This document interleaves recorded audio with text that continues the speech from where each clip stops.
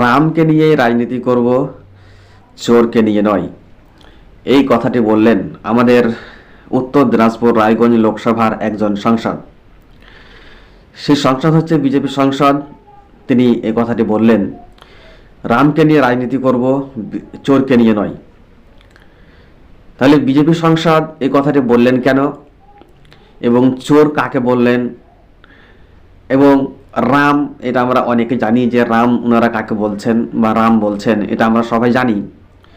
কিন্তু চোর শব্দটি বললেন কাকে সেটি আমাদের জানা নেই। বা যারা আমরা শুনেছি দেবশ্বরী চৌধুরীর কাছ থেকে, আমাদের সংসদ, রায়গঞ্জের সংসদ, উত্তর দিনাজপুরের সংসদ, তিনি বলেছেন, যারা আমরা শুনেছি তারা অবশ্যই আমরা জানি যে তিনি কাকে কি বলেছেন। কিন্তু একজন সংসদ তিনি চোর কিভাবে বলতে পারে?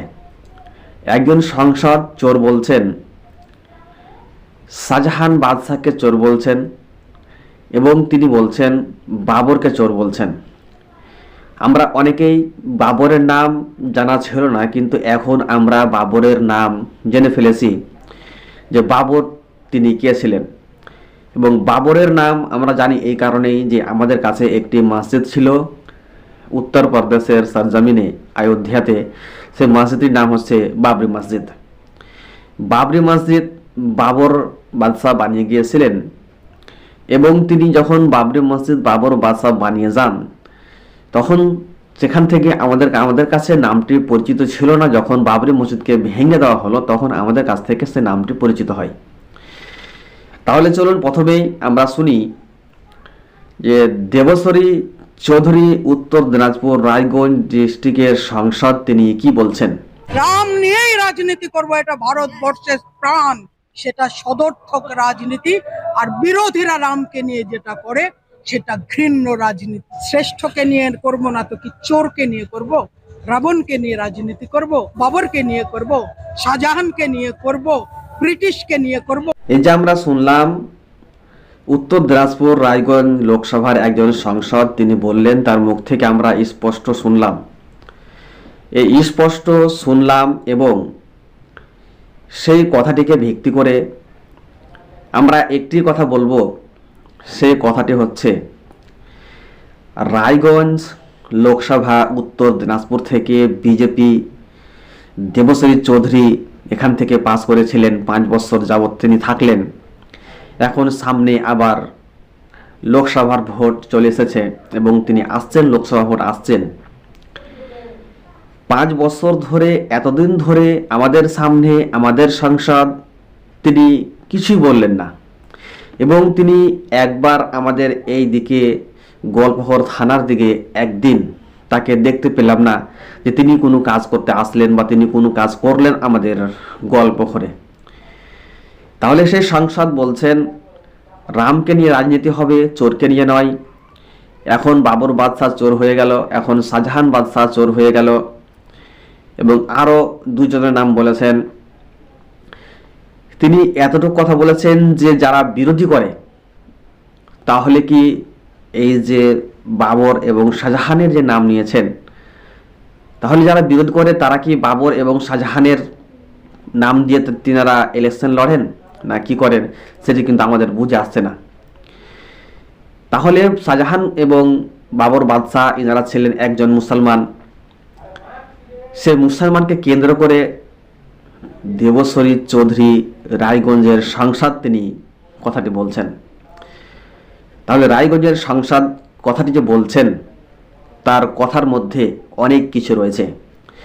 কথার মধ্যে অনেক কিছু রয়েছে, কারণ একজন মুসলমানকে তিনি এই কথাটি বলতে পারছেন আজকে, যিনি বাবরি মসজিদকে বানিয়ে গিয়েছিলেন, যিনি বাবরি মসজিদকে বানিয়ে রেখেছিলেন, তার উপরে আজকে যতগুলো সনাতন ধর্মকে, রামকে মান্যওয়ালা যতগুলো মানুষ রয়েছে, সবাই আজকে বাবরকে চোর বলছেন বা বাবরকে ঠিক বলছেন না। আজকে বাবরি মসজিদকে ভেঙে দেওয়ার কারণেই বাবর এত খারাপ হয়েছে যে সেটি তার দিকে দেখার তিনারা, যারা রামকে মানে, যারা রাম মন্দিরকে তৈরি করেছেন, তারা বাবর বাদশাকে, তিনারা বাবরকে মানুষ মনে করছেন না এবং তাকে মানুষ বলে কোনো দরজাতে তিনি দিচ্ছেন না। কারণ হচ্ছে বাবরি মসজিদকে ভেঙে আজকে বাবরের নামকে মিটিয়ে দিয়ে আজকে সবাই সব কিছু করে যাচ্ছে। এবং শাহজাহান বাদশা যে রয়েছে, যিনি শাহজাহান রয়েছেন, শাহজাহানের নাম নিয়েছেন। শাহজাহান এখানে কি করতে আসলো সেটা কিন্তু আমাদের বুঝে আসছে না। একজন বিজেপি সাংসদ, তিনি যে কথাটি বলছেন, যেখান থেকে তিনি ইলেকশন লড়েছেন, সেখানে অনেক মানুষ রয়েছে যে ওনারা বিজেপিতে ভোট দিয়েছেন, তিনারা হচ্ছেন মুসলমান।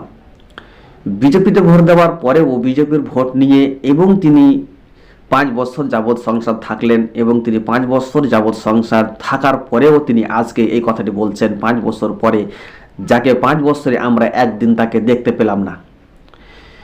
তিনি আজকে বলছেন মুসলমানদের উপরে এমন একটি ধাপ্পা লাগাচ্ছেন, তিনি রামকে নিয়ে ইলেকশন লড়বে, কোনো চোরকে নিয়ে নয়। তাহলে উনি তার কথার দ্বারা আমরা বুঝতে পেরেছি যে উনি বলছেন মুসলমানদেরকে তিনি চোর বলে সাব্যস্ত করছেন। তার কথা দ্বারা আমরা এটাই বুঝতে পারছি।